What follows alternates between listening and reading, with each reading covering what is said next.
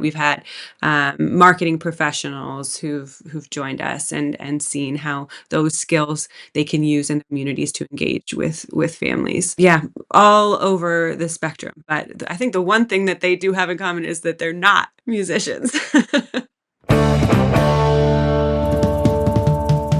Hello, and welcome to the Perfect Franchise Podcast. I'm Kris, and joining me is my wonderful co-host, Andrea. In this podcast, we're on a mission to help you discover all that franchising has to offer. We'll explore expert strategies, interview successful franchise owners, and give you the tools to make informed decisions. So whether you're considering your options or you're ready to take that plunge, we're here to support you every step of the way. So let's jump into today's episode. Hi, welcome to another episode of the TPF podcast. Today, Andrea and I are very excited to have Kay and Joseph Barker on the show. They are founders of a franchise called Musicologie. Joseph, Kay, welcome to the podcast. Thanks for having us. Yeah, I'm so glad to have both of you on. And so I know you both have a little bit of a unique background. I know your backstory, but I know the audience would love to hear that. And tell us a little bit about your background and how you created Musicologie and where that concept came from. Yeah, I'll start. We're both musicians. I grew up playing the piano and I basically just started singing as soon as I could talk. My parents are both engineers and have no idea where I came from, but they supported me all along the way. They got me piano lessons when I begged for piano lessons. And when it came time for me to decide what to do for college, I into a vocal performance. And my parents, still having no idea what I was going to do with that, supported me in that endeavor. I also studied psychology because I was thinking I would study like brain neuroscience mixed with audiology, sort of how music affects your brain. But instead, I met Joseph my senior year and did not go to grad school. Once again, with parents' unbelievable support, we own original music all around the country. So we did that for several years. Right out of college, we played all over the lower 48. For Walk the Moon, we played with Sarah McLachlan. I stayed with her. The experience was really cool. We toured in a van that ran on waste vegetable, which meant that we always smelled like French fries wherever fast food. And it was really cool. We just had a great time in our 20s doing that while we were off the road. So, you tour for a little bit and then you come back home, you regroup, you write some more songs and stuff. So when we were back, I started teaching just to kind of fill in the gaps. And I realized that I love teaching. I always insisted I would never teach, but I just fell in love with it. I just love when a kid learns that they can do something that they did not think that they could do, just that moment of like, oh my gosh, I rock at this. Really cool. So I started doing more teaching and we started doing less touring, and I taught other people out of their studios. I taught out of my own house. And when it became clear that like this is meant to be, Joseph and I kind of got together and realized that there was a space for to create a place where more people like me who are musicians and are also really passionate about education can make their careers and make their homes. And so we started Musicologie in 2014. And at first it was just me and Joseph. And now we're opening our 15th studio in Asheville this weekend. We have over 200 teachers. And it's been an amazing journey. And I guess maybe I'll let Joseph bet too. You want to say? No, that was it. I mean, I think that the highlight was the veggie oil van driving around the country. And so, yeah, we don't come from a franchising or a business background. I mean, we're true believers in music, and we're really curious and excited and just learning new things and meeting new people and being able to share music and business and help franchisees change their lives in the way that our lives have been changed through owning the several musicology studios that we own is incredibly rewarding, and it's great. And every once in a while we'll hit a karaoke and perform a little bit, but we don't tour anymore. Well, guys, let me ask you this, because you're putting entrepreneurs into business with a music school. That's what Musicologie is. Um, but we don't want the listeners or the viewers that are listening to this to think, oh, it's a music school. It's a lot more than that. So when musicology comes into a new market, what are the differentiators? What makes musicology different than the other music school down the road? Yeah, absolutely. There's kind of two categories of competitors that we have. One is the established national franchises. And so those are mostly focused on rock music and mostly focused on group classes. So that's one whole category. And the way that we differentiate against them is we're focused on traditional private lessons. So we have group, we have rock, but it's hard for a student who, say, wants to learn jazz piano or wants to learn strings or wants to learn classical voice to go into those programs and find a place for themselves. So we offer a place for all of those musicians, all of those people who want something a little bit different than what those national competitors are offering. So that's one category. The other category is mom and pops. So this market is incredibly fragmented. It's really dominated by mom and pops who are, I mean, really it's people like me and Kay who started as musicians and then learned that it's really hard to make money playing music, and so they started teaching. And then, 10 years later, they had a business. And what they don't have that we do have is teacher training, really robust. Really comprehensive teacher training. And so a lot of teachers, they come in and they're great musicians, but they don't have the experience and the training to teach a 5 or 6 or 7 year old how to play piano or how to sing or how to play drums. That's a really specific skill, and no one in this space is really educating those teachers how to do that. And so we are. That's one of the things that all of our teachers go through when they join musicology is this comprehensive training where we fill in those gaps and make them not just a good music teacher, but a good musicology teacher. And so that means being fun and engaging and understanding how to interact with a younger kid, and also how to talk to those parents. So those are kind of, I mean, we have lots of other differential. I mean, our technology is incredible. We are, and marketing, like we see ourselves, as a franchisor, like one, we've got to get the curriculum and the teacher training right, so that experience is right for the students, but also we have to get the marketing right. We have to be able to speak to the customers in a new market. And so we have an in-house marketing team that's has a decade or more experience, specifically marketing music schools. And so we have that in-house. We do digital ads for our franchisees. And that's really, in terms of business development and franchisee support, that is a huge differentiator. And we're able to really drive customer acquisition. So, I mean, we're all about the music. We are musicians, but we also come at this with a really sharp business strategy, and I think that's really. I mean, I hear service franchisors talk about this all the time. Like sometimes all you got to do is answer the phone faster, and let me tell you, there's a lot of mom and pops who are just not answering the phone. And so if you can show up as a musicology owner and just do a good job engaging with the community, picking up the phone, responding to text messages, things like that, you can do really well. That's great. So you hit on a lot of things that I think we want to come back to. I definitely want to hear more Yeah. about the staffing and the marketing. But kind of taking a step back a little bit, start with sort of that franchisee. Does the person coming into this business have to have this passion for music? They have to know how to play instruments to teach it. Tell me a little bit about the franchise owner, the ideal candidate.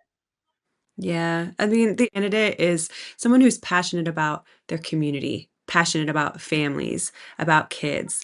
I think what we're seeing with a lot of our really great successful franchisees is know anything about music. We don't have any franchisees who are professional musicians. What they do know is they're a mom themselves or their parents themselves, and they get it. They've looked for lessons for their kids and they couldn't find them. They experienced what it was like to take lessons at a place that didn't have great scheduling software. The community focused minded people who just want to engage in their community and get involved with families in their area is what it's about. I mean, music, everyone loves music, right? Like it's awesome. So that's like that too, but we haven't had a issue finding franchisees who love music. It's in coupling with a great community-minded person as well. So we've had, CFO who have young kids and get it. We've had marketing professionals who've joined us and seen how those skills they can use in the communities to engage with families. Um, yeah, all over the spectrum. But I think the one thing that they do have in common is that they're not musicians. Yeah, and I think one of the questions then that follows from that is like, okay, if they're not musicians, how are they hiring musicians? How do they manage musicians? And so, a couple of things there. One is our team vets the musicianship of all the teachers. So every single teacher sends in an audition to our team, and then we qualify them according to instrument ability and age range. And so, a franchisee and their manager, they don't have to do that process. What they need to do is understand, is that person, are they friendly, are they personable, are they coachable, just sort of basic team member qualities. Do you want them on the team? Do they have the right availability? And we of course coach everybody through that, but we handle all of the music related stuff so that a franchisee can handle the business related stuff. So, talk to me a little bit about the business model. Just the blocking and tackling, brick and mortar. How big is it?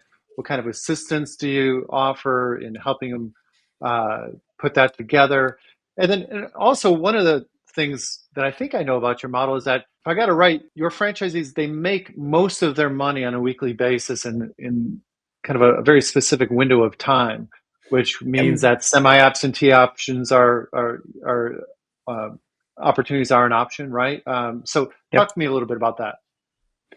Yeah, to start with the sort of basics of the business. So the primary offering is 30-minute weekly private lessons. And so it's very traditional, like anybody who's taken music lessons who's in our age range as a kid, like they're familiar with that. So we don't have to re-educate the market. That's exactly what they're doing. And it's a monthly membership. So every single student pays a flat monthly fee for it's a one lesson per week. And so it's recurring revenue. I think that's also really important to know. We've got a great retention rate across all of our students, all of our studios, and so these are people who care about music.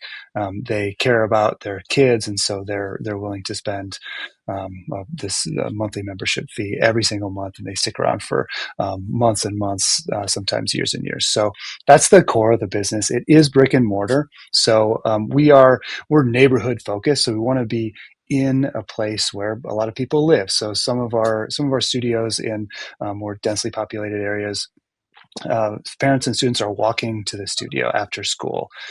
So it's and to be specific about that real estate requirement, I think a lot of people get a little bit nervous about real estate, but really our model is super super flexible. So it starts at 1,200 square feet is the smallest studio, and it goes up to about 2,000 square feet.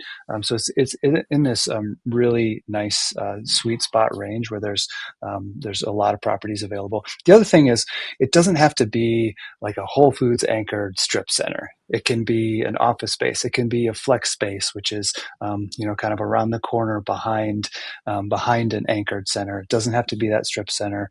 In fact, most of our studios are not in those they're called Class A retail centers. So there's a lot of flexibility in terms of the real estate. Really, all you need is 1,200 plus square feet. You need 6 to 8 lesson rooms and a little lobby, and that's it. So super simple, super basic, and that's as you said, kind of the blocking and tackling of the basics of the business.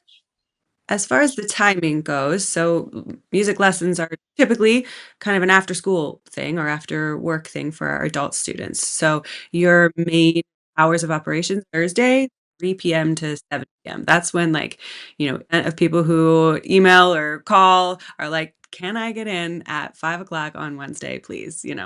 So it's pretty narrow hours. It's also by appointment. And so you're only paying a teacher if they're in there teaching a lesson, which means, your personnel costs scale with the size of your business. You're not paying a whole bunch of people to sit around and not teach. Um, And they're there, are empowered to have control over their schedule. So actually, your studio can teach a lesson anytime, and you can net profit yourself. You'll go to the studio. You don't have to have anyone there except for the and so it's super, super flexible for the owner because your teachers are doing that and they're taking care of their own schedules. So yeah, I mean those hours are like part-time, but it's also incredibly freeing as an owner for part-time because you personally don't have to be on premise. You're not teaching the lessons. You've hired a manager, so you're not even, answering the phones. You're just overseeing. You're out in the community. You're shaking hands, kissing babies, and a little bit more freedom of your time. That's great. So Perfect. tell me sort of year one. There's always challenges in any business year one. What does that look like for musicology? And you talked a lot about you're vetting out the teachers, but are they hard to find people that teach all these different instruments? Fill me in a little bit on the challenges. Yeah, When it's we a first, really good question. Go ahead, oops. Kay. We first started venturing into franchising, and like Joseph said, we're neither one of us are franchise professionals. We just love musicology and love the vehicle of franchising for building our own business. I got that question a lot, and I was always really surprised. People ask, "Is it hard to find musicians?" Like we had been at that point running our studios, our personal studios, for almost 10 years, and never ever had any issues finding musicians. Musicians are everywhere. Anytime you go to a bar and there's a musician playing, or you're out at a restaurant and there's someone playing in the corner, that is a gigging musician, and that person teaches lessons. You better believe it, because you can't make a living just playing from 5 to 9. You got to do something for the rest of the days. So, all and anyway, so it was surprising to me at first, and now that we've started having lots of franchisees from all over the country, we have just not we have lots of ways to find teachers, but we really just use online ads because they're there and they work, and we have not had any issues finding them. The biggest thing is just finding someone who is philosophically a great fit. And so a lot of our tools that we provide to franchisees is not necessarily like, how do I find teachers? But okay, you have a whole bunch of teachers. Here's how you know that this one is the perfect one. Here's that we've asked for the past 10 years that we use and give to our managers and empower them to do their own hiring of teachers, and again, like, empower our team to go out and find those people. So you can find them too.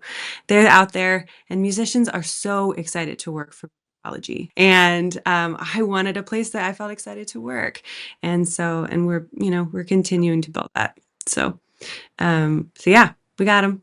No Yeah, worries. that's great. That's great. Anything to add to that, Joseph?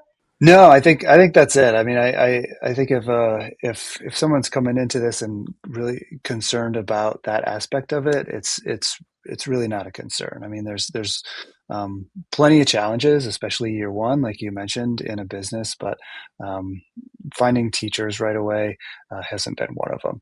So I think our support through that process also is as Kay mentioned, really great, and it's one of the things that we see ourselves as a franchisor. It's one of the things that we do for our franchisees is that we make sure. I mean, it's our responsibility to make sure that they have students and they have teachers, and if you have those two things, then you're going to build an incredible business.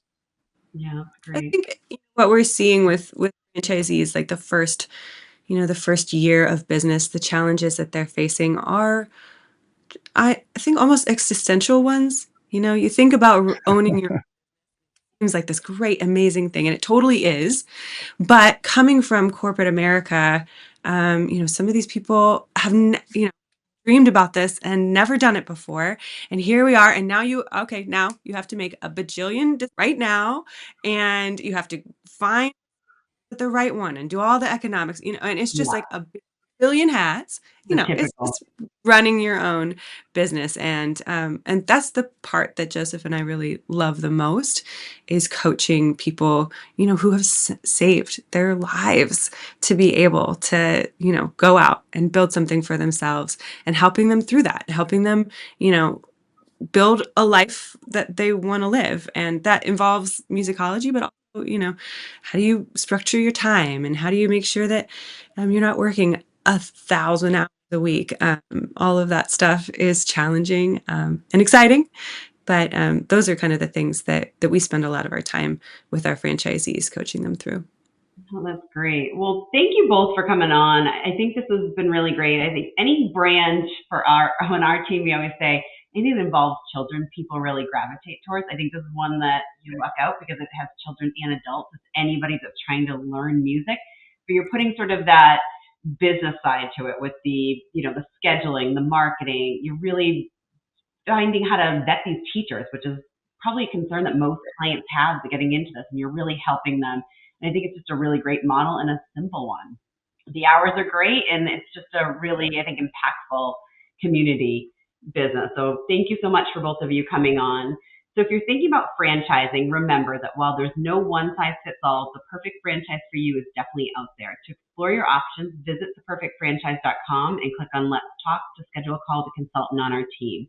We look forward to connecting with you again on our next episode.